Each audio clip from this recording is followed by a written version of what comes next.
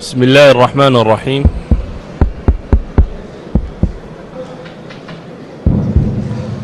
بسم الله الرحمن الرحيم. الحمد لله رب العالمين، والصلاة والسلام على سيد المرسلين محمد النبي الأمي وعلى آله وصحبه وسلم تحبه وترضاه. وبعد، waxaan isku dayi doonaa haddii alla yidhaahdo subxaanaه wa tacaala inaan wax ka tilmaamo mowduucan u bixiyey ta'amulaat fii mustaqbal aljaaliya الsoomaaliya fi اlgarb. wuxuu ku saabsanaan doonaa mowduucaasi inaan u fiirsanno ama se aan odorosno bulshada Soomaaliyeed ee soo barakacday, soo guurtay, dabadda degtay, iyo mustaqbalkeedu siduu u ekaan doono. mustaqbalku waa qayb oo alla og subxaanahu wa tacaala, laakiin waxaan adeegsan doonaa waxyaabaha wax lagu baxsiyo ee lagu sameeyo bal in wax laga saadaalin karo. markaan erayadan tilmaami doono waa ra'yi qof ka mida dadka ku nool qarbiga ee jaaliyadda ka midi. waa ra'yi inuu sax yahayna dhici karto, inuu seegseegaana ay dhici karto. waxaan ugu talagalay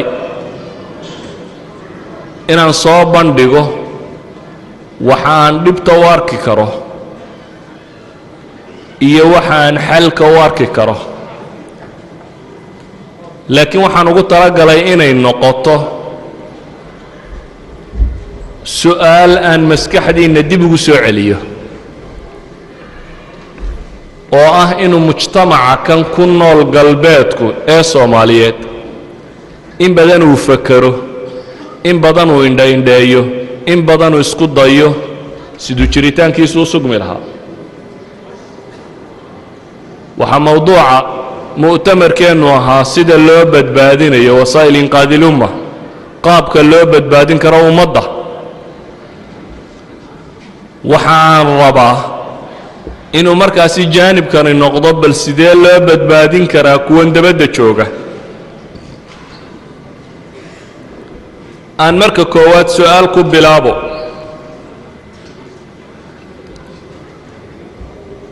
dadka xaggan joogaa miyuu noqonayaa? ma guurayaa?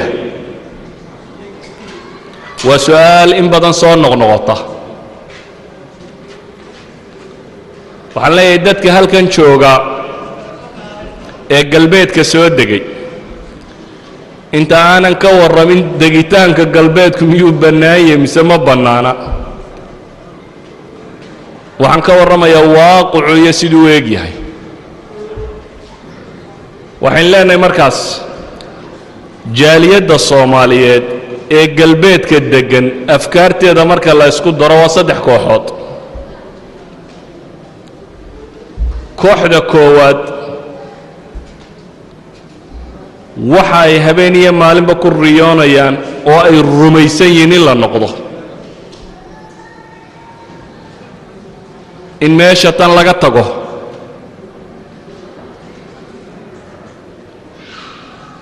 waxa ay tilmaamayaan meeshan joogitaankeedu inaanay mustaqbal lahayn, ay ku qanacsan yihiin. waxay ku qanacsan yihiin inay noqdaan, laakiin kooxdaasi ma badna.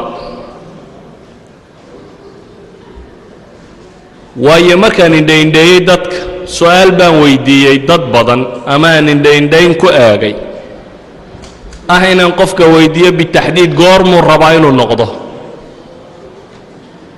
marka uuse maxay hela buu rabaa inuu noqdo.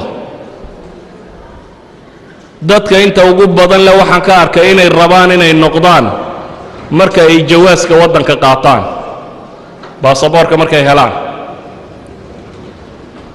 iyo marka ay waxoogaa urursadaan. su-aasha isweydiinta le waxay tahay hadduu qofkani ku qanacsan yahay inuu noqdo oo uu guuro oo uu galbeedka iskaga tago muxuu u sugayaa baasaboorkooda muxuu ku falayaa wuxuu rumaysan yahay halkii soomaalidu maxay odhan jireen lugna diriir ugu joog lugna baqa ugu joogtii waxaanu mutma'in ku ahaynoo ku qalbi samayn meesha uu ku socdo meeshii u degi lahaa ayaanu ku qalbi samayn tanna wuu ka go'ay meel dhexuu markaa lalmanaya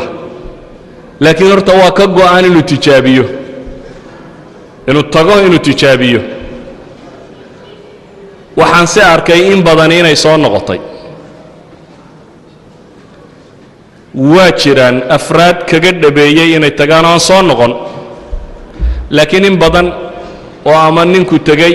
ama ninkii yar gabadhiiba israaceen ama dadkii wada guureen oo soo noqotay baa jirta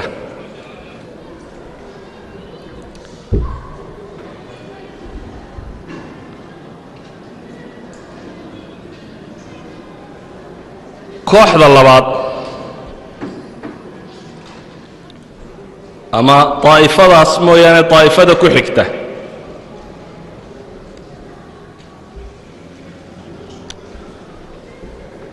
waxay arkayaan yacni kooxdaa hore mowqifkaasay taagan yihin waana laga yaabaa xataa environmentku inuu raad ku leeyahy oo markuu xaggoo tegay environmentkan uu bartay ee nabaddan iyo lacagtan iyo waxbarashadan iyo waxaan wada socda inuu waayo dabeetana adkaysan kari waayo kooxda labaad waa kooxda dadku ugu badan yahay bulshada galbeedka degani waa kooxda ay ugu badan tahay kooxdani waxay rumaysan tahay waxaan ku tilmaami karaa inay yihiin daa'ifatu tamani waa koox yididiilo ku nool iyo riyo kooxdii hore camal bay isku daysa ama ha hirgalo ama yuu hirgelini laakiin kooxdani maaha kooxda camalka isku dayaysa qadiyaddaasi uma socdaan camaliyan xagga maskaxdase way ka dareensan yihin kooxda tani waxay dareentay dhowr shay koowoo dadku wada dareensanya alghurba waxay dareemeen qofku dhul aanu lahayn ku noolaanshiyihiisa dhibta ka timaadda waxay dareemeen baa laga yaabaa alcunsuriya nooc min alcadaadis iyo raasism lagu wado waxay dareemeen baa laga yaabaa tafasukh ilawlaad carruurtii iyo reerkii oo ka burburay iyo ninkii iyo gabadhii oo isdilay iyo carruurtii oo aan gacan ugu jirin iyo dhib badan oo haysata waxa uu dareemay halkan aanu waxba ka ahayn bulshadan markuu isku qiimeeyo uu yahay tabaqa almanbuuda tabaqadii la tuuray inuu yahay oo maaha nin nafle marka bulshada tan lagu eego intaaba wuu isugu sheekaynaya uu ku qanacsan yahay laakiin daa'ifo camaliya maaha intaasba waa xaqiiqo uu taabtay oo cidi uga warrami mayso mase raba inuu ka baxo waa dadku dhanka ay ugu badan yihiin waa dadka inta ugu tirada badan leh marka intan oo dhan garteen waxay kaga soo hadhay markaa inay ka sheekeeyaan una ka warramaan fii majaalis alkhaasa aw alcaama ama meel walba baroordiiqdun baa jirta oo waa laga sheekaynaya dabaqadaasi waxaa laga yaabaa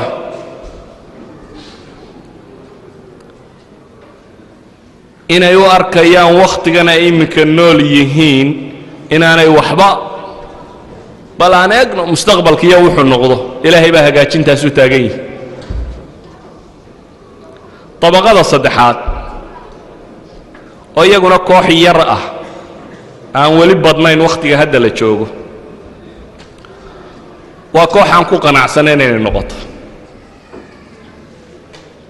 waa koox ku qanacsan iyagu meeshan inay barwaaqiya nimcatay waa koox ku qanacsan waa طaa'ifa yacni munhazima daakhiliyan xadaarada reer galbeedka la weynaatay waa koox laba qaybood miduuna dad markii hore iskaga kobcay meel baadiya ama meel xadaarada iyo waxba ka fogo waxaan markay arkeen u dawaqay ama se dad asxaabu shahawaatah وحرية الخمور حرية التعري حرية الديسكو حرية عدم الحياة يعني وحود حريات الله يدهد أبو هلاي وهل كانوا كهلي كرند سيدة دراد دادو حيساقو إنجوي قرينا يوحو كفر حسيني إنه هل كان شوقو وحوار كفرصة بينا يتحي وكفا يديو وفرصة هراو صار دافتا يمانو حقو كهلين أيو أركا waxaan leenahay طبقaadka mujtamaceenu saddexdaa kooxood baynu nahay fama alxal haddaba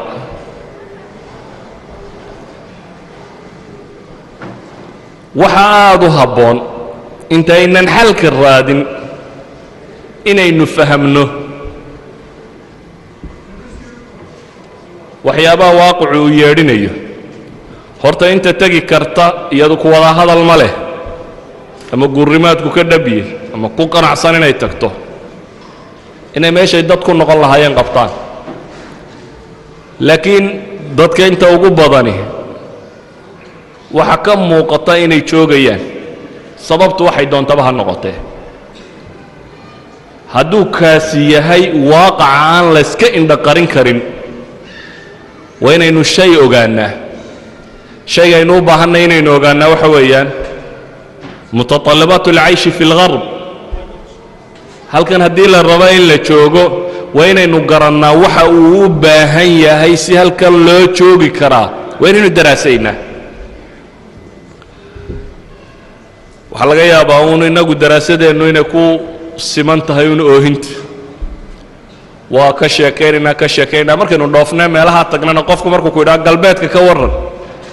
weli maan arag qof wax kale ka sheegaya qof dhibteenna taxaya mooyaane carruurtii baa naga tagtay kambaasidan yaala meeshan waa caynka wax allaaliya wax mashkiladina haysatun buu akhriya laakiin dee dadku kama dhagaystaan ila isba ka iman waaye way ka daba yimaadaan mar haddii intaad ku akhrido adiga uu jeebka kugu jiro tigidhkii iyo baasaboorkii aad soo dhoofayso haddana cidina kaa dhagaysan maysa ilaa waxaan hadday dhab yihiin adba waad ka joogi lahayd uu kaa soo daba duulaya isaguna waxaan leenahay mawduuca kan uma baahna canaan badan oohinta iyo canaantu waa طariiqaة الcaajisiin baa la ydhahaa waa qaabka dadka aan waxba qaban karin ay adeegsadaan qofku goormuu ooyaa dee markuu tamarta kala waayo yacni ilmuhu hadduu wax iska dhici karayo ma ooyo u dagaalamaa laakiin marka uu waxba iska dhicin kari waaye uu si dhiibo ayuu ooyaa oohintani waa nooc min atanafus inuu yaro nafiso un balaatan shucuurkiisa waxaan inuu ka sii yaro daayo yaro nafiso waxaad moodaa dadku intay isdhiibeen oo kale hadalbadnidan ceebta meesha la akhrinaya waa nooc min atanafusun bal in la yaro nafiso oo la iska sii yaro daayo hadalka sida daraaddeed waxaan leeyahay waxaynu u baahanay daraasa daraasadaasi waxaan ugu horraysiinayaa dhowr shay kow meesha bini aadamku uu degaa maaha had iyo goor holo environment yacni meel firaaqa lama dego meel kastaa is idhaha degdeg baa degan nolol baa ka jirta ceesh baa ka jira waa inaad fahamtaa markaa meeshanaad rabta inaad degto waxaa jira waxay yidhahdaan culammadu tasaadum alxadaaraat iska hor imaatinka dhaqamada iyo xadaaradaha aan islahayn hadday kuwaasi kulmaan maxaa dhaca saddex mid unbaa dhaca baa la yidhaahdaa markuu qofku yimaado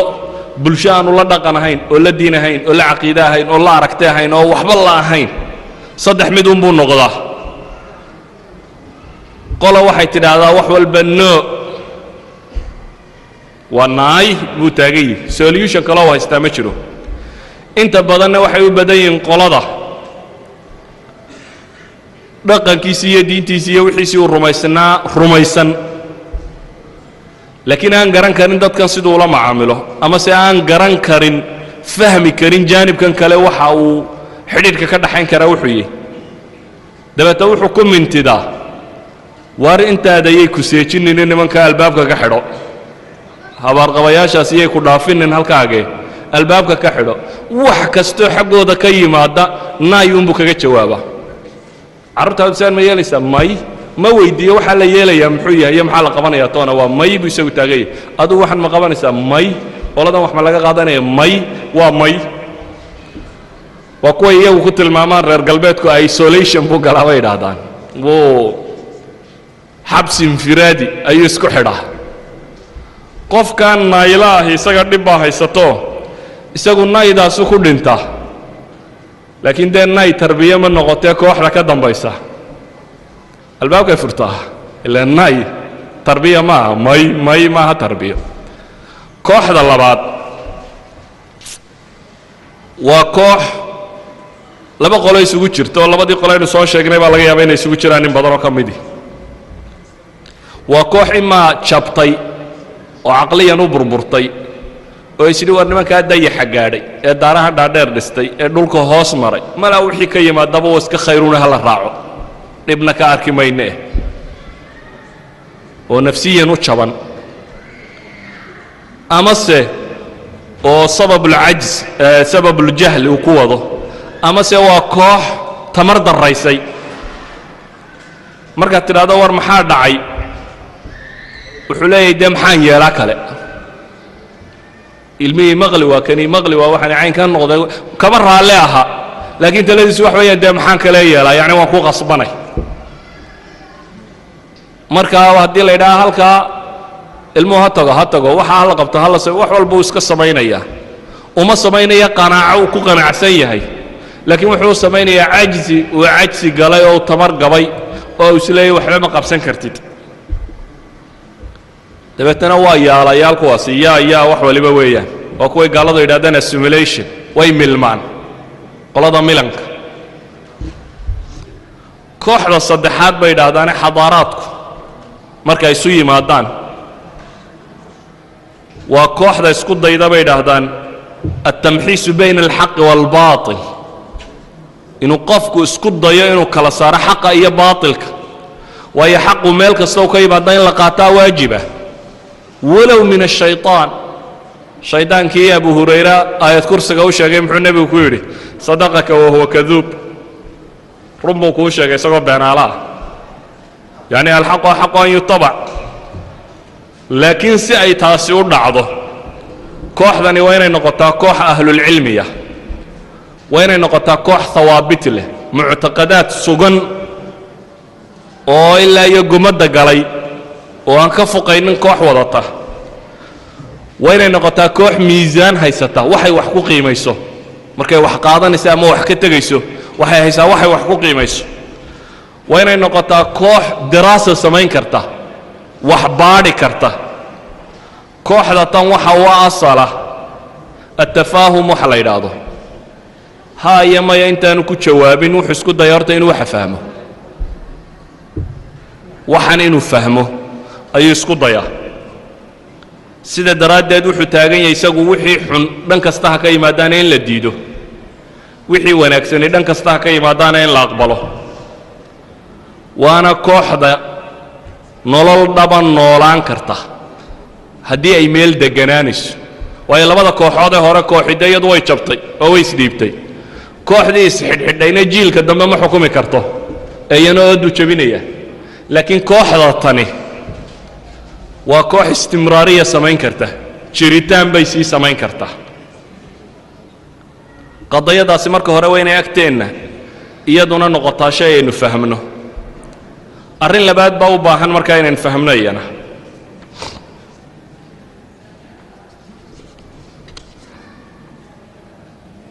arrinta labaad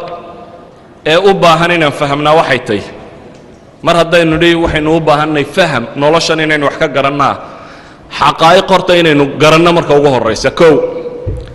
xaqiiqada koowaad waxay tahay waa inaynu fahmnaa mujtamaca kan inaynu taari ku nahy annana taari'uuna calaa hada almujtamac qole ku soo darriday inaynu nahy maxaan uga jeedaa laynama casuumin inta casuumad laguu fidiyey dabeetana maad imanoo xuquuqda noocaasiyo ma lihid wuu yariyey qofo midharhka meelaha laga soo qaato wax kastaba dheeya ee guriye qola baabiisay qola caynkan dhe adigu adoo iswadaa timi fadal cidi kuma odhanay adoo iswadaa timi oo qaylinaya deetana waad isdhiibto waa lagu yeelay maadaama adigu aad taaric tahay waxaad timi mujtamac organized ah mujtamac dhisan baad u timi qaanuunkiisii dhaqankiisii hidihiisii ujeeddadiisii meeshuu u socday mujtamac dhan oo kaamila oo meel u socda ayaad soo dhex gashay waxaanad rabtaa markaas sidee inaad la noolaato sida ka muuqata marka waa inaad fahamtaa mujtamaca kan kow qadiyadda labaad waxay tahay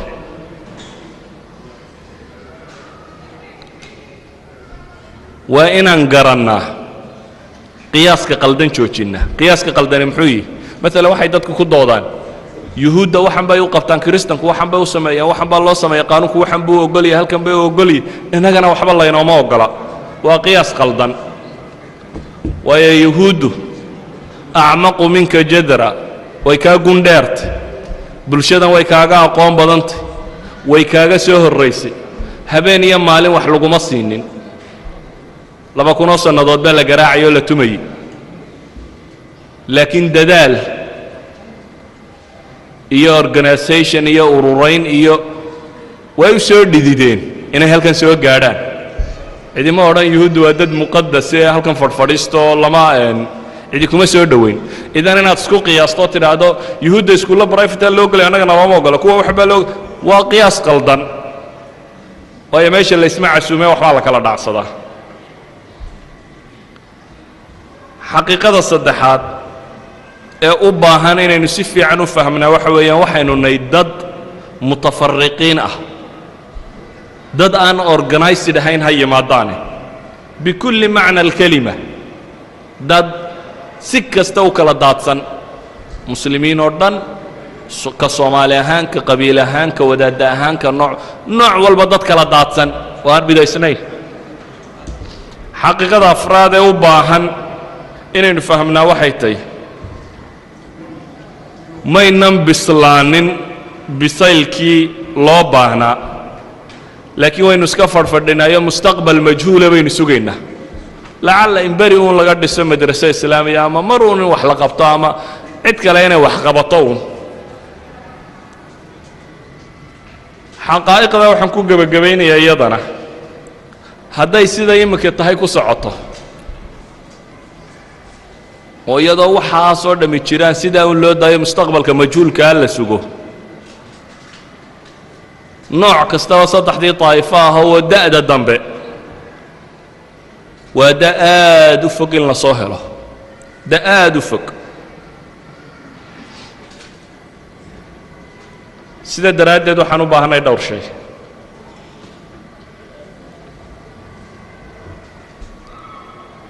الحلول المقترحة maxay tahay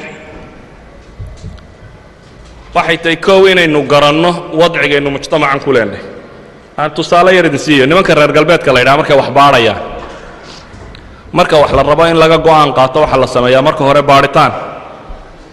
baadhitaankaasoo ixsaa'iyaad leh oo taxliilaad istintaajaad wax walba wata baadhitaan rasmiya baa la sameeyaa baadhista dabadeed ciddii baadhitaanka samaynaysay iyo mas-uulka dadkii ahaa markay go'aan ka qaataan baadhitaankaasi waxay u gudbaan jaranjarrada labaad oo ah bulshaweynta sida loo qanciyo iclaamkii in markaasi qadiyadda tan uu qaadaadhigo oo la soo faafiyo oo la soo dhigo oo si wanaagsan loo fahmo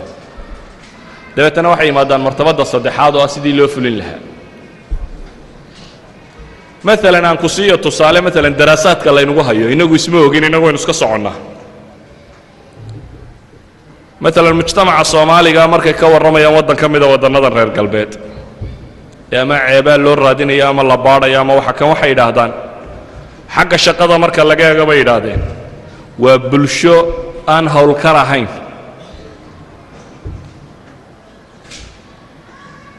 waxay ku cilleeyaan oo ay leeyihiin ma aha dad u diyaara inay shaqeeyaan waxa lagu aqbale lagu keenay waxa ka mid ah inaad manpower noqoto shaqooyinka fudud ee dadku u baahan yahay dadka waddanka la shaqooyinka sare haysanaya laakiin dee shaqooyinkii kale hoose inaad adigu u qabato وهذا مجتمع وحكا فايده لكن ما ديارها نيكا صومالي قاهي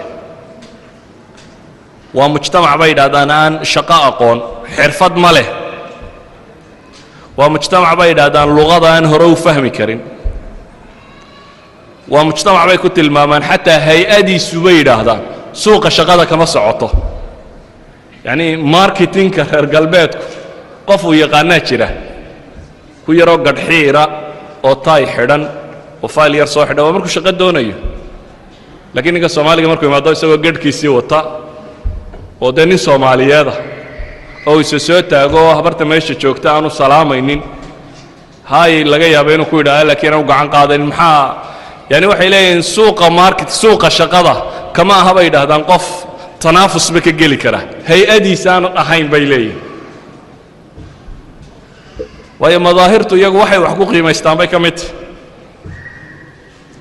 مثلا حق التعليم تو waxay u arkayaan mujtamac markiisii hore aan tacliim hore wadanin wadannadu yimi bay leeyihiin dadka waaweyna Soomaaliyeed ee yimi bay yiraahdeen boqolkiiba 70 afka wadanka may baran boqolkiiba 70 bay dhahay afka wadanka may baran carruurtoodu bay dhahay boqolkiiba 80 macallin gaaraba u baahan yahay inay dawladdu macallin kala ku kabto waayo waxa ka lumay daraasaadkii iyo wixii istaba socdiye wixii oo dhan waxay yiraahdaan gabadhoodu way ka sii aqoon liidata oo afka iyo waxan maba barato waxa laga yaabaa iskuulka inta warqad u qorato inay hesho laakiin markuu iskuulka waqtigiisa imanay daraasaadkana xad al-ikhwa baa igu kaalmeeyay markay timaado waqtigeedii inay uur leedahay ay tiraahdo sanadkan ma gali karayo sanadka dambe iga dhiga waraaq kale loo soo diro marka warqadda dambe loo soo diro inay noqoto waqtiga ay umuleysay wahaluma jara waxay iyagu ku waramayaan yani kuma fiicna bay leeyihiin baabkan dhaqankooda ijtimaaciga bay yidhaahdeen waa dad fawdawiyiina qaanuunka ma ixtiraamaan ballanka way ka habsaamaan wasaa'iqda ama waraaqaha la haysto way ku cayaaraan waa musawar halkuu iska dhiibaya waxbuu samaynayaa maalan waxay yidhahdaan false separation ka beenbeenta iyo qaanin baa leeyahay ma aha dad qabiya Soomaalidu waxay haysataa waxaan dadkan inay qabi yihiin aanay waxba fahmin laakiin nimanka gaalada waxay naqaanaa go'aamada ma qaataan ilaa ay daraasadooda dhamaystiraan oo isqanciyaan mooyaane sida daraadeed waxay yiraahdaan separation qaldan bay galaan natiijaday gaadhaan muxuu noqdaa مثلا natiijada soo saareen waxa kamid ay u arkayaan mujtamaca Soomaaliga bay yiraahdeen waa mujtamac mughliqa oo radical ah waa mujtamac xidhan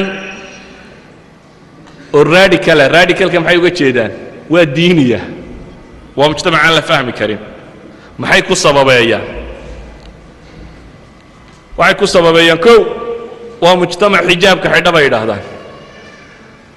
qofka xijaabka xidhan la dumarkeena xijaabka xidhan la waxa haystaan inay noloshaba qayb ku lahayn xijaab buu xidhan yahay مثلا حجابك markay ka waramayaan inagu qadaayad waxaanad ogeyn baa lagu tirinaya oo adigu wanaagaagii laakiin iyagu si ay u arkayaan مثلا waxa dhahay booliiska inta laga qaato sharci sawir leh oo xijaaban Soomaalidu waa boqolkiiba 85 yani marka booliiska la tago ee la baaro faylkiisa ee la baaro wasaa'iqda dumarka xijaaban مسلم كلا دقن هو بقول كي وشان يطبع وهي مركل عليها صور كان يدو صور كده سك قوية كانت لكن دتك صور كان صداي وذا حجاب له معناه هذا وحوي واصل مالي 85% بيده إن قوة سوا قوة كان مثلا واحد هذان اسكول إسلامية ما لها لا قفرة شن يسديت أن قف بعد كتاب يده كوبي يسديت بس صومالية بيده ومجتمع مركان ميلو سعوده شن يسديت أن قف ضيق كوبي يسديت أن الصومالية هي ومجتمع الراديكال كو كم مقضى يجا نظرة دولة waxay taagan yihiin iskuulada bay dhaadeen hadii qadaayaadka ardadu ay ka dooddo ee diimaha iyo siyaasadda iyo waxa ku saabsan la soo bandhigo ama laga hadlo midaan violence ka yimaada had iyo goor haddii diin wax laga sheego maalan islaamka haddii wax laga sheego dadka ugu badan ee ka xanaaqa markiiba kalaaska rabshaabay yidhaahdaan ixsaa'iyaadku waa Soomaali marka tadayunka laga hadlo walidaalika baa wasaaradaha qaarkood waxay soo saareen kalaas aska afafka loo dhigtay Soomaalidu ku jirto inaan lagaga hadli karin oo macallinku aanu ka hadal qadaayaadka diinta iyo ku saabsan waxyaabahaasi waxay yidhaahdaan maalan umamka kale bay yidhahdaan markay ummad u yimaadaan inta badan waa la liqaa Soomaalida si waxaanu aragnay bay yidhahdeen nooc min mintidnimo qaaraan xijaabnayno halkan xijaabka ku qaatay bay yidhahdeen tusaale ay barkay bixinayaan gabadh markii ay timi aan xijaaba sidan laakiin halkan uu Ilaahay wax ku fahamsiyo xaggan xijaab ku qaadatay waxay leeyihiin waa cagsiga markaa u socdaan iyagu xagga dadku u socdaba xagga soo horjeeda bay u socdaan ashyaadaasoo dhammi maxay tilmaamayaan waxa ay qaateen istintaajaadkooda markay isu geeyeen mujtamaca Soomaaliga inuu yahay alwariithu sharci lilusuuliya dadkan usuuliyada la yidhaahdo radicalka dadka dhaxlaya ee xaqa u leh ee bahashaa daba taagan inay yihiin iyaga sida daraaddeed baa laga sheegayaa mustashriqiintooda mid ka mid intuu khudbad jeediyey inuu kaga warramayey Soomaaliga dadka la yidhaha inaanu qof gaala lahayn xataa buu yidhi shuuci ha ahaado liberalism ha waxa ha aaminsanaado meel unbuu haddana bahashaa kaga sii naban yahay buu leeyahy waxay naga qaateen natiijo odhanaysa waa mujtamac mutafariqa haddaad istiraahdo qadaayaadkooda iyo mashaakilkooda kala xidhiidh oo kala hadal ma jirto cid matasha waa iyagu siday u arkayaan 2,000 oo urur oo yaryar iyo 2,000 wax iyo waxan bay wataan waxay qaateen aragti odhanaysa waa mujtamac isagoo muqliqa ayaa demografigiis kobiciisa badan bay leeyihiin haddana marka loo qiimeeyo mujtamacyada kale sida daraaddeed bay maalan ixsaa'iyaadkooda waxay tilmaamaan xaafad ka mid ah ixsaa'iyaad laga qaaday bay yidhaahdeen 311 carruura muddo sannada ku dhashay xaafaddii 311 carruur ee xaafaddaasi ku dhashay muddo sannad gudihii 154 Soomaalaa dhashay bay yidhaahdeen 157 ummadda kale oo dhan baa dhashay muxuu ku tusinayaa markaa saambulkaa yari haddii meel yar xaafad yar bulshada degan ee 311 qof ku dhalatay 154 uu Soomaali noqdo 157 dadkii kale oo dhan noqday waxay qaateen daraasaadkooda iyo ixsaa'iyaadkooda marka la isku daro aragti qaldan oo muslimka iyo usuuliga laga fahamsay koow oo lagu daro akhtaa'deenna iyo gafafkeenna laba oo lagu daro qaybsanaanteenna iyo kala daadsanaanteenna oo lagu daro xal u raadin la'aanta mushkilaadkeenna oo lagu daro faham la'aanteenna iyo mintadkeenna intaa marka la isku daro mujtamacaas sida ay ula dhaqmayaan ama sida ay u arkayaan muxuu yahay idinkaa ka jawaabi waxaan leenahay waxaad noqonaysaa mujtamac hayru marquub mid aan la rabin ama mid aan la jeclayn aqallu maa yumkin ama mid la necab yahay haddaba waxaan leenahay aragtida ilaa hadda laynaga qaatayna hadday taa tahay fama alxal waa maxay xalku dadku inta badani waxay kolle maskaxdiinna ka guuxaysa dee xal kale ma jira ninku waddankiisa qabto waa dhab iyagaaba yidhaahda dabaddu way fiicantahay bay dhahaan laakiin gurigaagaa ka sii fiican hadday dabaddu fiican tahay oo qofku is yidhaahdo dabadda u dhoofdhoof inuu gurigiisa iyo waddankiisa uga sii fiican qof kastoo bini aadama waxaan leenahay mujtamacii hijroonayey ama guurayey waa gaar mujtamacan soo hadhaya ama meesha jooga maxaynu uga tagnaa maxaa uu u baahan yahay si uu u noolaan karo ninkii guuraya waxaan leenahay guur fa biha wa nicmat laakiin u diyaargarow sidaad u guuri lahayd kow kan hadhayna gaalnimaha uga tegina si aad wax ugaga tegi lahayd haddaba kan soo hadhay oo aniga ilaa hadda suuradda aan arkaya ay u badan tahay intii ugu badnayd muxuu noqon karaa xuluusha mustaqbalkooda wax ka ilaalin karta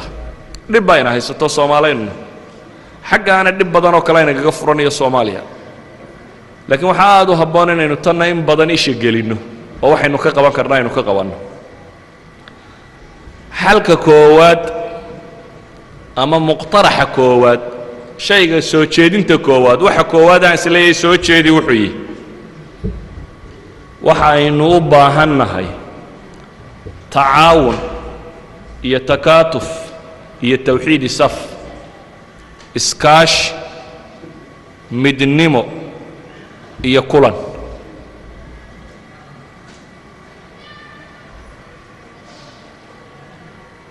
waayo kulanka iyo midnimadu waa la yaqaanaa waxtarkeedu intuu leegyahay nolosha waxa kaloo la yaqaano ee idin sheegaya galbeedku dimuqraadiyadda la ka jirta usul bay leedahay dimuqraadiyaddu maaha cadaalad la iska wasaco saa dadka badhmoodayaan usul bay leedahay ah in cid walba loo ogolaado xaqeeda inay dhacsan karto waa loo ogolaado laakiin hadday iyadu baylihiso cidi uma doodo cidda xaqeeda markaa baylihisa cid taloo tidhaahdo war nimanka xaqooda hala siiyo badani ma jirayso sida daraaddeed waxa la ogolaaday cid waliba inay yeelato organkii xaqiisa u diriri lahaa ee u dagaalami lahaa waa waxyaabaana maqashaan ee niqaabaadka la yidhaha organizationska ururka dhakhtarrada ururka dumarka ururka caynkan ururadani waa maxay urur waliba wuxuu ilaalinayaa masaalixda ummaddani ay leedahay ummadda dhakhtarku masaalixdeeda ururkooda u ilaalinaya ururkooda baarlamaanku hadduu ku xadgudbo ka celinaya ururkooda dawladdu hadday ku xadgudubto ka celinaysa ururkooda waxay xaq leeyihiin raadcaynaya ururkani wuxuu u dhisan yahay inaanu dayacmin xaq dhakhtarku leeyahay sida daraaddeed nin baa u heegana inuu xaqa dhakhtarka ilaaliyo waa urur jira ee ma aha intay ururada kale isu tageen may odhanin war dhakhaatiirta xuquuqdooda la siiyo hadday dhakhaatiirtu iyaguba aanay xaqooda raadsanin cidna lama ilaalinayso sida daraaddeed haddaynu rabno bulshada galbeedka joogtaa inay jiri karto ee Soomaaliyeed waa inay noqotaa ragma anfiha ragma ikhtilaafaatiha waa inay noqotaa dad wax ku midoobay wax isugu yimi masaalix wada ilaashanaya dad masaalix wada ilaashanaya oo isku midoobay ninka Soomaaliga ah kelimada midnimo la yiraahdo waqtiga kan marka laga hadlo ninka ka hadla nin riyoon ayuu yaqaan waa xaqiiqo jirta taas nin kasto idinka mid ah ama dad ka mid ah dad midnimo iyo waxa kala hadasho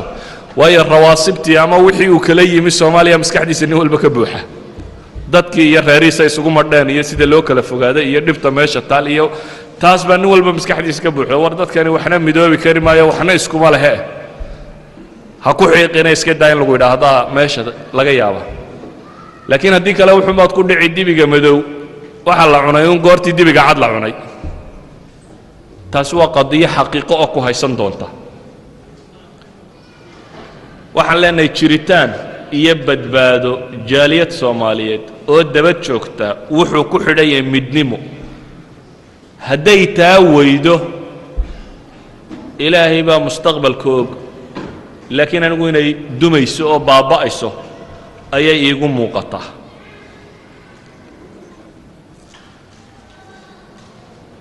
midnimadu waa shay qiimo xadaariya weeyaan waa shay u baahan in qofka bini aadamka lagu kobciyo lagu barbaariyo lagu bisleeyo anigii tusaalaha maalintii dhaweydin siinayeen elementary schoolka meesha tan moote iyo urur iyo wax in lagu barbaariyo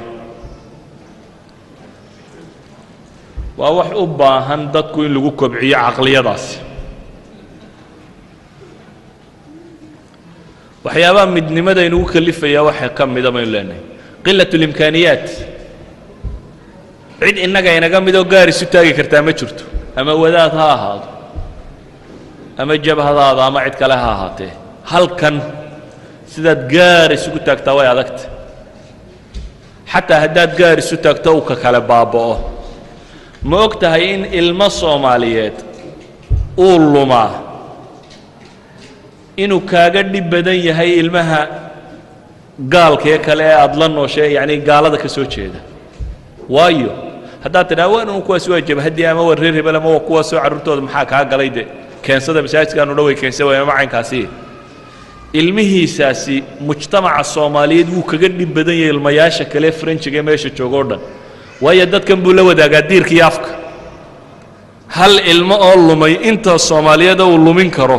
100 ilmood oo kuwa Frenchiga kaama lumin karayaan waayo kan wuu afgaranaya wuu dhexgali karaya wuu raaci karaya wuu tusaale u noqon karaya waxaana aqoon buu tusi karaya hormood buu noqonaya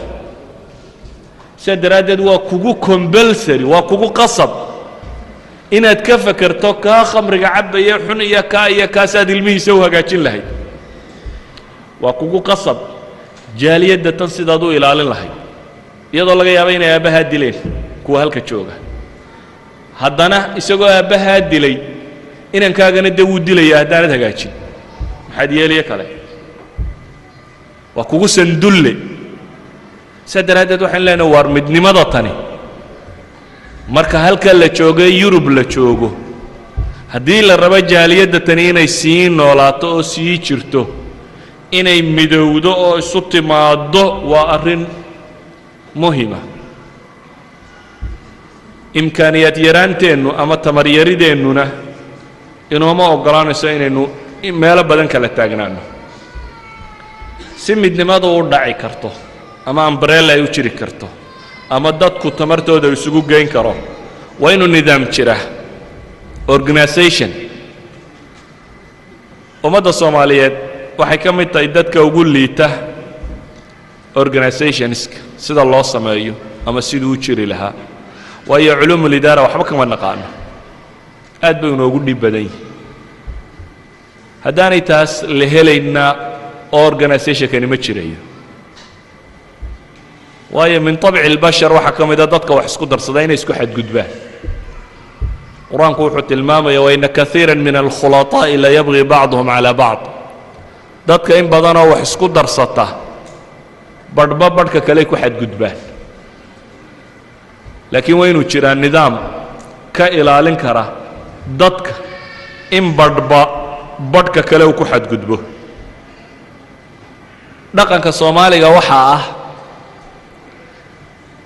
maamul ama urur ama cid wuxuu galaa markuu dadka hoggaanka markuu ku kalsoon yahay qura laakiin hadday kalsoonidu yara dhimato ama yara dhaawacanto waxba iskuma darsado waxaan leenahay waa inuu noqdaa waxa aynu kalsoonida ku qabnaaye koowaad systemka inta aanan hebel inaan isku kalsoonay inaan isku kalsoonay waxa ka fakirin waynaan ka fakaraa inuu systemka noo dhaxaynaya uu noqdo system aan iskaga qaban karo hadduu ihungureeyo waa inuu noqdaa system aan iskaga celin karo hadduu ixado waa inuu noqdaa system aan ku kalsoonaan karo inaan xaqayga ku ilaashan karo inta aanan ninkan heshiinin ama aanan isaga eegin waynay kalsoonidaydu koow ku salaysnaataa systemka kani inuu wax socon karayo uu noqon karayo sida daraaddeed hadduu callaan yimaadiyo hadduu fulaan yimaadaba systemkan sidiisii loogu talagalay haddii loo wado in la sameeyo dhaqanka Soomaaliga waxaa inugu badan infiraadiga yani waxa inugu badan individualismka waxa inugu badan kaliga haddaynu mas'ale isku khilaafno inaynu inta kale oo dhan ku kala tagno ma aha waxa inugu badan inaynan masaalixdii waxa mesela urur baynu samaysanay systemkiina waynu hagaajinay laakiin tuug xun baa meelun ka soo galay oo ama shaabadii buu ka faa'iideystay ama wax kale maalinta dambe waxaynu soo qabanay warqad baladiyada taala ama meel kala taala oo yaroo lacag ku qaatay ama wax ku qaatay inaga radul ficilka Soomaaliga waa maxay waa intii de kula fikrad ahayd ama intii intaad sugu yeedhayna tiraa black rebel waxay sameeyaan ama kale waa inaga dareeriya mid kale inoo sameeya ila baalkii uu qarrimo waa kan nimankii waxa ma ku samaysteen waxa ma ku sameeyay lagama yaabo inaad eegto warbahalkan iyo faa'iidada kuugu jirta iyo ninkan hadaad qaban karto saad u qaban lahayd ama ula xisaabtami lahayd ama aad meesha uga riixi lahayd ama waxan inaad ka fikirin baa laga yaabaa laakiin aad ka fikirto sidaad bahalkaba u mijaxaabin lahayd gebigiisuba siduu u dumi lahayd aanu sii jirin war waxay leenahay basharku ma aha dad wada toosan waa inaynu fahamnaa hadduu midi maalin inay xado macnaheedu inaanay ahayn inaynan isu imanin hadduu midi maali shaabadda ka faa'iidaysta macnaheedu inaanay ahayn shaabadda inaanay ga dhaxaynin ee inaynu in badan garanno inuu system jiri karo inuu jiri karo qofka waxaynu isku waafaqsannahay inuu jiri karo job description shaqada aynu qofka ka rabnaa waxay tahay organizationka maamulun inaan la iska odhanin in la garan karo waxaan aad ugu celcelinayaa mas'alada tan waxaynu u baahannahay inaynu si fiican u fahamno oo daraasayno waayo alinsaanu caduwun limaa jahil war maamulku wax fudud maaha maamulku wax fudud maaha wax qof walibana qaban kara maaha waa wax u baahan xikmad iyo caqli iyo nidaam iyo deganaanshiyo waa qiyaada waa isku mid inaad masaajid yar hogaamiso inaad jaaliyad hogaamiso inaad ummad hogaamiso waayo basharku waa basharkii uun waa cayinaad waa sambalka ka yar iyo ka weyni waa isku noocun qiyaada waa qiyaada waxaynu u baahanay masalada inaynu aad u jilcinno oo aad u fahamno waayo haddaynan si wanaagsan u fahmin maanta intaynu dawladdu ina yaro dhibaatayso aynu xamaasadoonno urur waynu samaysan karnaa aynu ku wada jirno dhammaanteen laakiin mashkiladdaa yare inay haysataa maanta hadday danto oo ay baaba'do ururkuna wuu la dumayaa waayo xamaasaddan iyo ururkan iyo waxay ku salaysnayn inaynu qoladaa markaa iskaga cadaadino mar cadaadiskii laakiin hadduu dhammaado ururkiina wuu la dhammaanaya waayo waxaynan weli si fiican inaga dhaadhacsanayn qaab dhismeedka urur siduu noqon kari lahaa ama u jiri kari lahaa ama loo wadi kari lahaa insaankuna had iyo goor waxaanu aqoon waa u cadow waxaan aad u xasuustaa nin walaalada inuu fadhiyaan u malaynaya ka mid ah oo raggii wax soo dhigtay jaamacadkii Soomaaliyeed ka soo baxay jaamacadkan kale reer galbeedka iyo meelaha galay ka mid ah ayaa nin kale oo walaalkii masaajidkan oo salabu accounts ka bilaabay accounting war wadaadada accounting iska barta bal sidan wax loo xisaabiyo waxa kan dabeetana waa la iska dhigdhigaystay maalin dambe ninkii eray buu yidhi war haade waa jaamicigii war shawjeebkaygaba sidaan u xisaabiyo ma aqoon buu yidhi waayo ma ahayn takhasuskiisa dhaqanka Soomaaliyeedna kama mid aha qofku inuu waxyaabo badan wax ku ogaado ama waxaas waxaan taa uga jeedaa in badan waa laga yaabaa idaaradu inay iskala fududay ama wax macno badan sameynaya inaanay ahayn laakiin ikhwati fillah waxaan leenahay mushkiladeena koowaad gun iyo baar waxay ku salaysantahay maamul xumo sadaradeed jaaliyada tani hadii jiritaan fiican laga rabo waa in loo daraaseeyaa oo la isugu dayaa oo loo fahmaa idaara fiican iyo maamul fiican say u heli lahayd oo midayn kara ama wadi kara kaasi waa qodobka koowaad ee aan u arkayo inuu muhiim yahay haddii kaa lagu saaqido waxaan u arkayaa humuumtaa weyn aynu rabno inaynu qaadno inaynan qaadi karaynin innagana markaad u fiirsato jaaliyaadkeenna ururadeenna islaamiga masaajidkeenna in file managementku ka xun yaaba laga yaabo sidoo xataa faylasha meesha la dhigay inaanay xataa meeshii hagaagsanayd ahayn si wanaagsan loo maamulo daaya ee kalsoonideenna iyo camal badnideenna iyo wixeenna inaynu iskaga wadno qadiyadda labaad ee aan u arko Yurub haddii la rabo in la sii joogo inay muhiimtay inaynu aad xoogga u saarno waa siyaanati lusra wa cadami tafakukiha inaynu ku dadaalno inaan qoysku burburin qoysasku inaanay burburin mar kasta oo qoys burburaba xagga halaagaynu usii badanaynaa inaynu dareenno qoysku inuu yahay mukawanaadkeenna asliga aynu ka samaysannahay bulshadeennu ay ka kooban tahay hadduu qoys ka midii ama qoyska burburkiisu hadduu bato ogsoono waa calaamad tilmaamaysa ummaddan burburkeeduna inuu badanayo waa calaamaadka lagu garto inhiyaariilumam inay familiesku burburaan haddaad ummad talaaqu ku badan yahay aragto ummad furitaan ku badan yahay haddaad aragto waa calaama sheegaysa inhiyaarka ama burburka ummaddan inuu sii soconayo badanayo sida daraaddeed وإن organization كأنه شقوين كقواد أو كف كريا ما وح قواد أو قبنا ما وح قواد أو حل كوين سكساري أين النقطة قيس بربرسدانو ينقول على حين وحناد الدريمية أنت إنه قلبات كان نمد لقن كفريتان كوينو نقبطي أدنى شيء إنه فريتان كوكدعه وحناد الدريمية يعني وحيابا بدن بهجرو صبابا إنه قرق بربره مثلا وحا الصبابا إنه الزواج مركه هورا غير طبيعي قوركم مركه هورا إنه سي طبيعي يودعين قار كا غير طبيعي waxa laga yaabaa inaanu inaga xageena ku badnayn had iyo goor gabadhii iyo ninkii la isku qasbi jiray ama labaana isba arag boo intay iskuursadaan markay sarkaan isku naxa hadhow isfahmi kari waaya ama asbaabta guurka keentay inay iska tahay asbaab yar iska caatifi iyo soke gabadhuna inta iskala yar qurux badnaatay oo shiriis ka guursadeetana mushkilad kale ka timi ama gabadho uu arkay inay waxoogaa ka urursatay meelaha kan socialadii wixii la qaadanayo hunguriska yara dhaqaalaba laga yaabo inuu meesha u galay oo sidii reeraha kula biiliso ama kula caawiso ama guurku aan guur tabiici ahayn marka hore wuxuu ka mid yahay waxyaabaha inuu qoysku burburo keena waxyaabaha qoysku inuu burburo keena waxa ka mid ah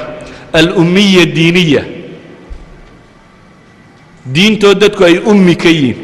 iyadoo aanay dadku si fiican u fahamsanayn guri samee mooyaane cilaaqada labada qof iyo waajibaadka isku leeyihiin iyo xuquuqda isku leeyihiin iyo waxa ay u baahan yihiin inay qabtaan waayo haddii taa la la'yahay dadku si wanaagsan isu fahmi maayo camalkiisa si wanaagsan u gudan maayo alamru bilmacruuf la heli maayo wacaashiruuhunna bilmacruufkii wuu lumaya walahunna midlu aladii calayhinna bilmacruuf wuu lumaya waxaasoo dhan waa la waayaya waxaa ka mid a burburka guriga waxyaabaha soo dedejiya anu waa tusaalayaalumaan tilmaamaya waxaa ka mid a iyadoo aanay joogin dadkii muslixiinta ahaa marka dhibtu timaado ummaddeenni ama dhaqan bay lahayd ama waxbay lahayd wax lagu islaaxiyo reerku markuu isqabto odayaa dhex geli jiray qabiil baa dhex geli jiray tol baa dhex geli jiray saaxiib baa dhex geli jiray dadka cidda ku dhow baa dhex geli jirtay wuxuu ahaan jiray mushkilada aad in badan la isugu dayo bale quraanku wuxuu tilmaamaya marka laga baqo inuu gurigu burburo in la dhex galo wa in khiftum ba ilaahay yidhi shiqaaqa baynihima fab'athu hakaman min ahli wa hakaman min ahliha haddaa ka cabsataan gurigu inuu burburo hala dhex galo laakiin inaga waxa malayn raadayay fikradan odhanaysa waa private arrimaha guriga waxaynu u naqaanaa halkan dadka jooga iyo dhaqamadoodu inay yihiin arrimaha private-ka qofku uu gaarkiisa isaga leeyahay gurigiisa isagoo hadduu doonayana ha dhiso hadduu doonayana ha burburiyo waa iska qadiyad private ee cid kale inay soo farageliso iyo waxaas iyay jirin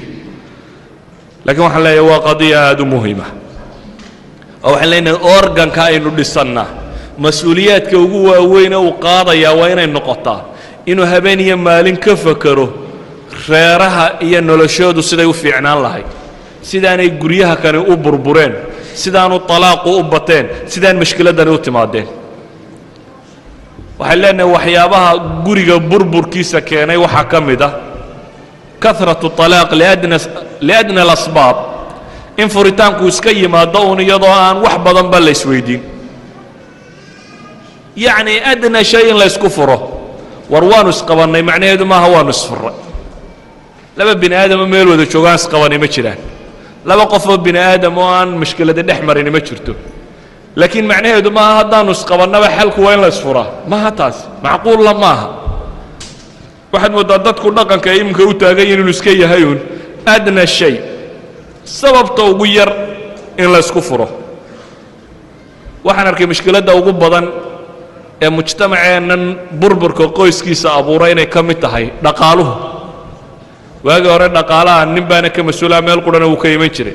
laakiin hadda meelo badanna wuu ka yimaadaa dadkuna waa ku yaro shuraako dabeetana sidii loo maamulayay heshiisba kama yaalla ama waxba kuma heshiis aha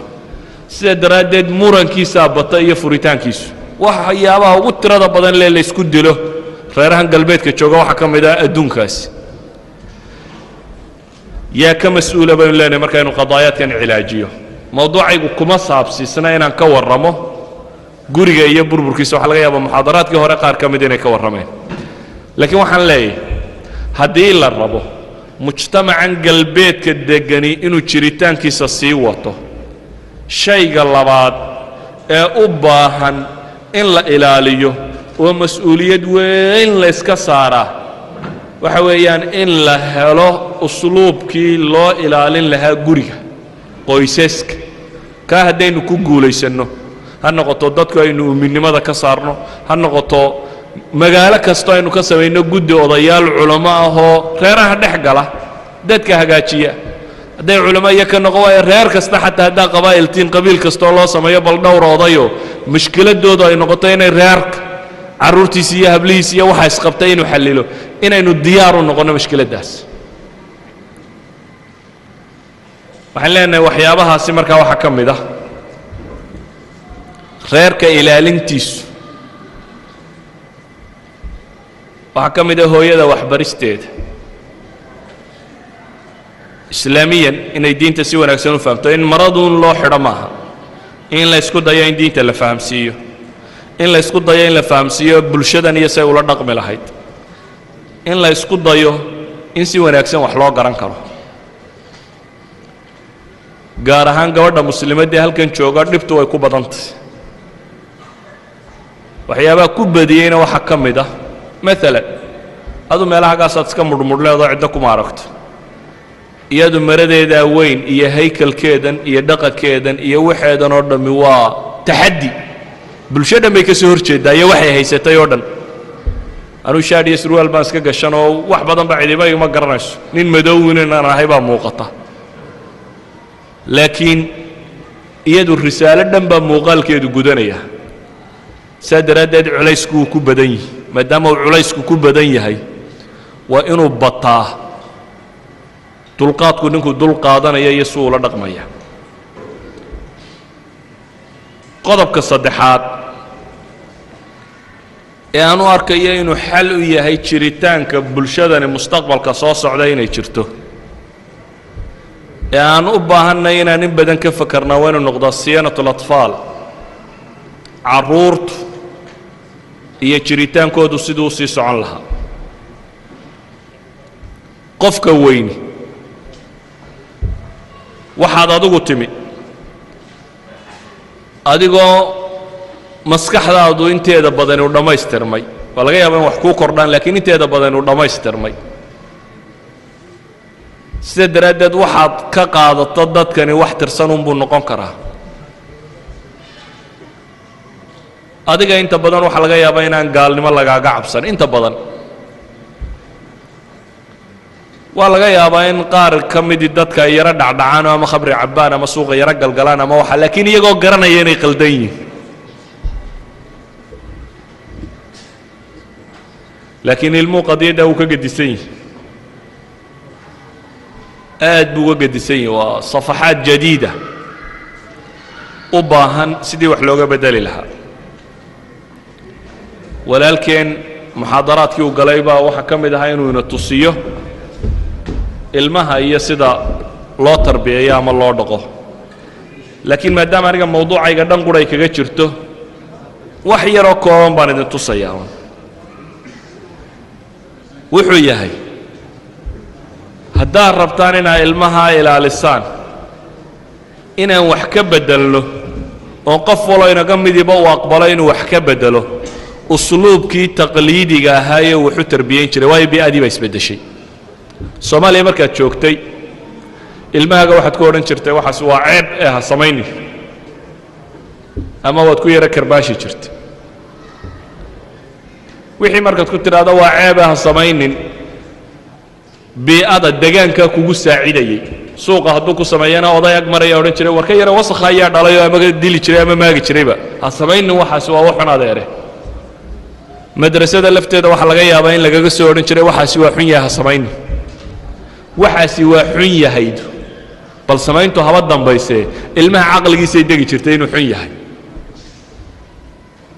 marka laa tafcal ayaa laga yaabaaba tarbiyadaadu inay u badnayd waxay u badnay tarbiyadaadu inaad adigu cid kale u wakiilato in ilmahay kuu tarbiyayso malcaamadii iyo iskuulkii iyo masaajidkii iyo meelihii suuqii iyo wakaa intaad haleeshaaba iska yarayd laakiin ilmaha kani wuxuu ku nooliyey mujtamac mutanaaqida adigu kaad ku lahayd waa ceeb ee ha samaynin ayaa waxa lagaga leeyahay halkan dhow ama iskuulku subax kasta tago ayaa waxa lagaga leeyahay wuu fiican yahay bulshadiina practically buu uga arkaya inay fiicanta arrintii markaa waa mutanaaqid yani maalan marka aan tilmaamno iskuulkoo qura iskuulladana carruurtu tagto ilmuhu wuxuu soo bartaa subject ay ku tilmaamaan crop solving iyo swimming ama jidhisid iyo dabaalasho waxaynu naqaanaa jidhisidda carruurteenna marka iskuulka la barayo rag iyo dumar waa la isku daraa isku meel bay ku cayaaraan waxaan naqaanaa meesha lagu maydhaa waa fallas waa ka dhaxaysaa dadka oo dhan intii isku noocaba raggana dhan baa loo dareerayaa un dumarkana dhan oo dadku isagoo wada qaawan carruurtu bay wada maydhataa waayo mabale meelahooda lagu maydhaa bahashan yar ee la soo daaya mabale ceebna ma aha dadku inamaduna inay halkaa wada galaan iyagoo wada qaawan habluuna inay halkaa wada galaan iyagoo wada qaawan waxaynu naqaanaa dharka lagu cayaarsiinaya inuu dhar la wada noocayi ilmaha iskuulka waxaa loogu soo dhigaa subject ah sexual nervisning ama subject ah aljins galmada ninka iyo naagta ka dhacda iyo say u dhacdo waa subject ka mid oo ilmaha iskuulka loogu soo dhigayo ilmaha iskuulka waxaa loogu soo dhigaa maalan music oo muusigaasi ay la socoto heeso intooda badan ee christian iyo traditional hore oo wada diin ku salaysan uu ka soo jeedo waxaa loogu soo dhigaa inuu barto jidhka iyo saa loo dhaqdhaqaajiyo iyo waxaan cayaarahan ay sameeyaan ilmaha waxaa loogu soo dhigaa iskuulka ka mida heimkunskap oo ah inuu barto maalan sida wax loo kariyo maanta o dhan baa waxaa la barayaa doofaar iyo sida loo kariyo khamrigay ku daraan marka wax la karinayo lagu shiilaa lagu sameeyaa kijan noocaasiyaa laga yaabaa inuu galow soo sameeyo ilmaha waxa iskuulka uu ku dhigto waxaa ka mid ah forming art dabeetana wixii la doona la yidhahdo sawir ilmaha konton wuxuu adigu aad halkan kaga lahayd ma hagaagsanaa halkan iyagoo hagaagsan u arkaya suuqiina iyadoo hagaagsan buu ku arkaya dhib weyn baa ilmahan haysta markaa haddaad adigu dhibtan dareemi weydo aad tidhaahdo un ha samaynin ilmihi ha samaynin baan ku idha waan ku tarbiyeeyo wuu aqbali waaye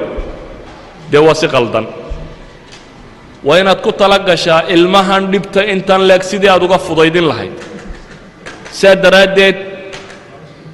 anna keligay wakhti uma hayo adna keligaa wakhti uma haysid anugu kayga keligay ma tarbiyan kara adna kaaga keligaa ma tarbiyan kara noolaydan iyo waxaa laydinku soo tallaalay caqiido saxiixiya waxbaad soo qaadatay dabeetana adigoo iska tallaalan baad timi halkan xanuunnada halkan yaalla xoog kuu mudi maayaan ila waad tallaalan tahay laakiin ilmahan cidima tallaalin weli tallaalkaa ma hayo waa inaan abuuraa organkii ilmaha kan tallaali kari lahaa organka ilmahan tallaali kara waa inuu noqon karaa meeshii uu ka heli lahaa caqiida saxiixa waayo alcaqiida saxiixa waa baabka koowaad ee lagu xidhi karo sadde yacni baab ilmunxarifiin waa waxa koowaadee lagu xidhi karo waa inay jiraan organadeenna waaweyn aynu doonaynaa maadaamaan idhi ahmiyaddeenna koowaad laba meelood waa inaynoo saarano carruur iyo guryo baynu nidhi waa inay carruurtan u samayn karaan meel ay ku bixin karaan daaqadooda tamartooda ilmuhu waa wada tamartan inuu bixiyaa buu u baahan yahay enerjiga kan waa inaynu u samayn karnaa meeluu ku cayaari karo kashaafo iyo boy scout iyo wax loo kaxayn karo musaabaqaad iyo sabaaxo iyo wax maaha uun afar ama masaajidku 10 inan intuu kaxeeyo uu meelgey waxa war waxaan leeyahay jaaliyadda tani waa inay yeelan kartaa aqallu maa yumkin environment inanka yari uu kaga nasan karo wixii xagga kale lagaga soo akhrinayay aqallu maa yumkin wixii wax mudaad ku oo ka hor jeeda bal in lagu akhri karo inuu heli karo waa inaynu isku daynaa ilmayaasheennu inay lumaan waxyaabaha ku kalifa waxa ka mid ah iskuulkay ku fashilaan deetana waxaa arkaa inaynu iskuulka ku fiicnayn waayo marka hore inuu siyaabo qaldan u dhaqanno ama nin weynoo 16 jir intaad keentay baa tiri waa 8 jir dabeetana waxaa la yidhi kalaaska 8 jirrada ku xareeya caqliguba wuu ka hallaabay kalaaskii 8 jirradana wuu fahmi kari waayey wixii la dhigdhigaya waxana hor uu afgaran waayo suuq iska galay war meeshan meel la jooga ma habu yidhi iskaga tagordo waxaa laga yaabaa inaad keentay ilmo intanaad sheegaysa wuu jira laakiin male background hore waxbaba muu soo baran adna uma diyaartid inaad saacidid iskuulkiina wuu tegey aabbi iyo hooyada keenayna waxaa laga yaabaaba inaanay tacliimba ku dhaamin ilmihii baad soo kaxaysay 12 jir 12 jir buu maraya aadna tacliimba kuma dhaantid hooyiya aabatoona iskuulkii markuu tegayna wuu la qabsan kari waayo ilmuhu muxuu samaynayaa wuxuu samaynayaa dee inuu iskuulkan iyo waxaan naco afkii hore u fahmi waa meeshii hore uu la qabsan kari waa shaqada u hadhay waa maxay de waa shaqada uu qaban karo de inuu qabto oo aynu meelaha qadaadka xiirto oo diskooyada iyo meelaha iska tago oo kubadaha iyo waxaa daadaawado oo meelaha ordo waayo taa unbuu iminka arkayaa inuu energyna u hayo samaynna karayo tii kale u taag waa oo tamardarra ku haysa idan maraakisteennani waa inay noqdaan meelo ilmahan uu daaqadiisii ama enerjigiisii ku bixin karo meelo lagsayaal buu ka heli karo ilmaha kan tacliimtiisii kobcin kara si aanu u lumin ama aanu fashalkan tirada badan le u dareemin meelo shirkad ka mida maalan shirikaadka wax kireeya ayaa ixsaa'iyaad bay samaysay markaase waxay ku leeyihin waxaanu soo ogaanay dadka ugu badan ee guryaha burburiya inay soomaalida yihiin dadkii guryaha ka kiraysanayay meel kasta meeshan waa la isdaba socdaa ilmahaaga yari meeshuu jeexay adu waxaad talahaydin waa meeluu jeexay markay ku tiri shirkaddu guriga ii samayna lacag bay kaa qaado lacagtiina waad siisay waxaad talahayd qadiyaddu intaasay ku dhammaatay kuma dhammaan kitaab kaley ku jirtaa ixsaa'iyaad bay soo sameeyeen waxay leeyihiin markaannu baadhnay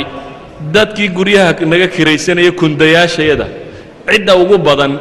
ee guryaha jejebisaa bay yidhahdeen waa soomaalida waxay isku dayeen inay reasoning u sameeyaan maxaa sababay sababaha waxaa la tilmaamayaa dadka wax sababaynaya qaar ka midi waxay sheegayaan waxay leeyihiin sababaha koowaad waxaa ka mida soomaalidu bay yidhahdeen ilmahooda waxay ku cayaaraan oo ku filan baanay u iibin saa daraaddeed bay guriga ku cayaaraan bay dhaheen ma u malaynaysa inay xaqiiqadaasi jirto ilmaheenna iyo ilmaha gaaleed markaad soo egto alaabta lagu cayaaray guriga taalla inay isku dhadhowday miyaad u malaynaysa maya ilmihiina uu cayaar buu rabaa dabeetana markuu waayey wixii uu ku cayaaray dee gurigii buu ku cayaaray idan ilmahani daaqadan kollayba inuu bixiyaa buu rabaa ama meel geeyo ku soo cayaarsii ama adigu wuxuu ku cayaaro u samee ama naadi samaysto meeluu ku cayaaro u samee yacni sida lagu daba socdaa muxuu raadku samaynayaa maalan laba bahal iyo 10 yaryaroo ku cayaaro 100 karowno oo cayaaro aynu iibin kari weyno waxa laga yaabaa mustaqbalka inay raadka dhalisa uu noqdo in guri laynaga kirayn waayo oo shirkad hebla markay ixsaa'iyaadkan soo saartay shirkad hebla ixsaa'iyaadkan soo saartay inuu guri la'aan ku dhacno meelaha qaarkoodna ficlan waa lagaga jira guri la'aantaas oo lagaba yaabo marka lagu garto inaad Soomaalida inaan guriba laga kiraynin war waxaan leenahay bulshadan aynu la noolay sida aynu rabno inaynu la noolaan iyo sida ay rabaan inaynu la noolaadaan waa kala nooc inaynu wax fahamno oo isku dayno markaynu fahmno inaynu la dhaqmi karno ayaa aad u muhiima sida daraaddeed waxaan leeyahay مثلا markay masalada ciyaarta ka warramay waxay dhaadaan ilmaha Soomaaliyeed waa kuwa ugu rabsho badan bay dhaadaan iskuulada iyo xataanatul atfaalka caruurta meelaha lagu hahayo yar yar waayo deesaynu inagu wuxuu tarbiyeynaya say u tarbiyayaan baa kala nooca ilmaheena iyagu ilmahooda waxay baraan laba shay waxa la yiraahdo waxana waa ikaloof sharci maaha iyo waxaagii maaha ilmaha yari markaa saa loo tarbiyay gurigooda isagoo joogo aabihii wuxuu leeyahay kanana ale waxaagii maaha waxaadii markaa uu iska dhigaya marka reerka guriga degani waxa la leeyahay uu kala soocan iyaga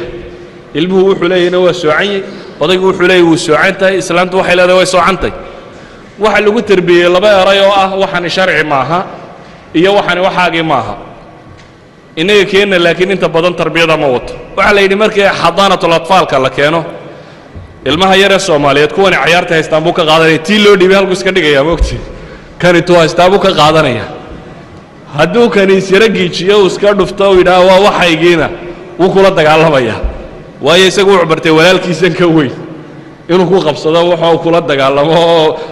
odayguna yidhaaha war ilmuha ku cayaare si lama yidhaha war waa wixiisiiya uga tage ka weyn baa la dilaayo la yidhaahaa si inanka yidhaha ku cayaaro oo looga qaada dariiqadaasu isagu soo bartay maadaama uu dariiqadaas soo bartay markuu xadaanadii yimaado carruurta dadkii kale wuxoodii ku qabsaday habartii carruurta haysay waxay ku leedahay ikaloof iyo kaagii maaha oo isagaa uma jeeda ikaloof iyo kaaga maaha tan weligiiba ha fahamsanaado uma jeedo waayo qaabka loo tarbiyeeyey baa ah wixii isagu guriga ka helay ama ku cayaari kara ama waxa kana inuu samayn karo waxyaabaha kan uma jeedo mudxikaadka inaan idinka qosliyo laakiin waxaan u jeedaa inaan idin dareensiiyo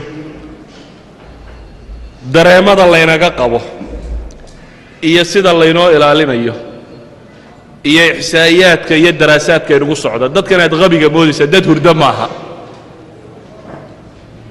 waxay ku gebagabeeyeen maalan ixsaa'iyaadkooda ama waxyaabahooda waxa ka mid ah ilmahan Soomaaliga ahi waxaan uu rabshad batay dad kale wuxooda ugu haysta wuxuu ku cayaaraanay siinin bay yiraahdaan iyagu qodobkii bay ku celiyaan una wixii uu ku cayaari lahaa nafka haya waxa baanay u iibinin ikhwati fi al-aqeeda waxaan leeyahay markaas qodobka saddexaad ee si jiritaankeennu uu sii socon karo meesha tan aan arkaya inuu muhiim yahay waa in aynu garanno sidaynu u ilaalin lahayn ilmaheenna kan iyo mu'asasadii dhowri lahayd ama cala alaqal tadciim siin lahayd ama waxbari lahayd ama wax u kordhin lahayd sidii loo abuuri lahaa qodobka afraad ee aan arkayaa wuxuu yahay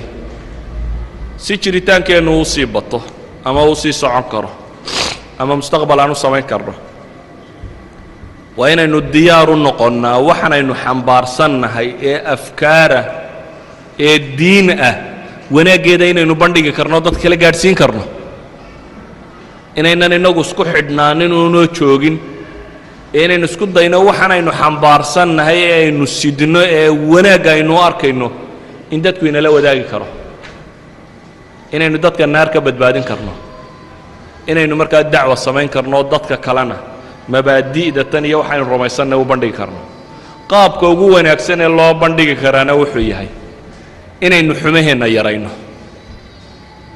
yacni inaynu badinno ku dhaqankeenna islaamka macnihiisu wuxuu noqonayaa inaynu sidii ugu fiicnayd islaamka u soo bandhignay وإلا دكوا إلى لها كبر مقتا عند الله أن تقولوا ما لا تفعلون إن كبير نابان كبقيا وإن نقولنا ضد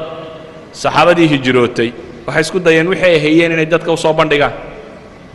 ومد كستا مثلا نجاشي بيو هجرودين هجرة هجرودين إن كستو كوين ندينا وهجروني كجد سنيد لكن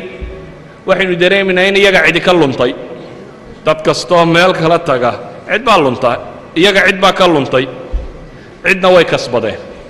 iyaga cid baa ka luntay qaar baa kristan ka noqday Ubaydullah ibn Jahash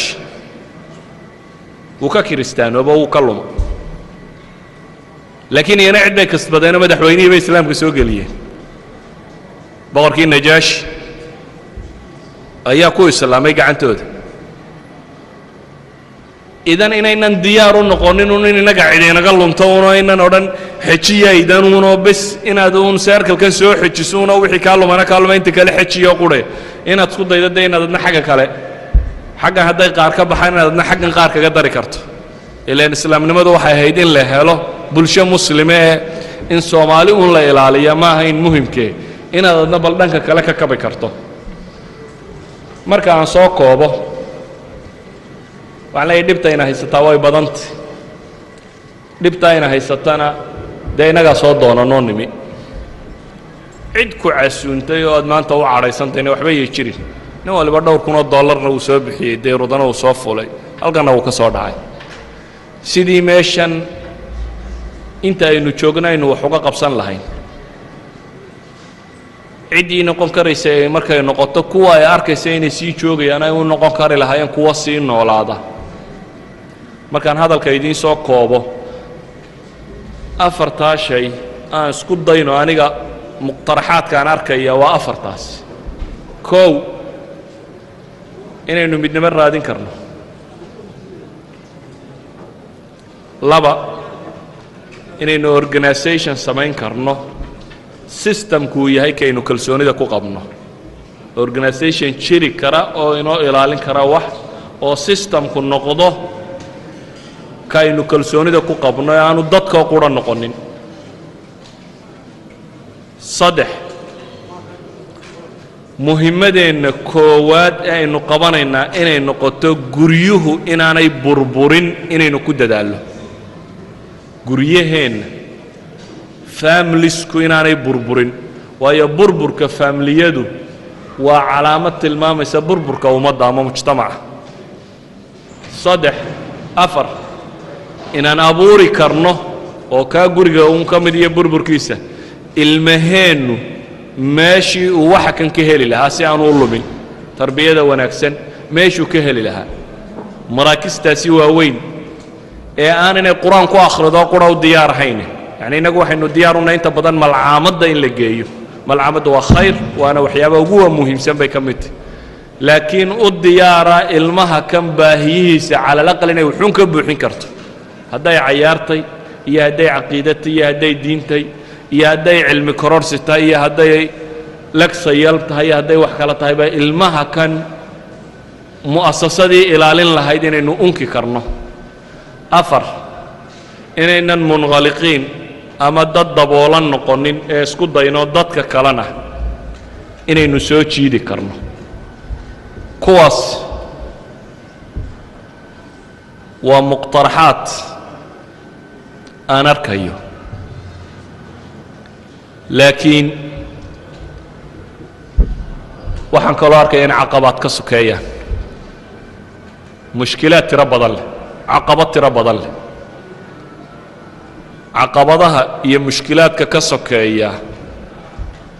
waxay u baahan yihiin dadkii xallili lahaa waxay u baahan yihiin dadaal badan waxay u baahan yihiin wakhti badan waxay u baahan yihiin maskax badan waxay u baahan yihiin adduun badan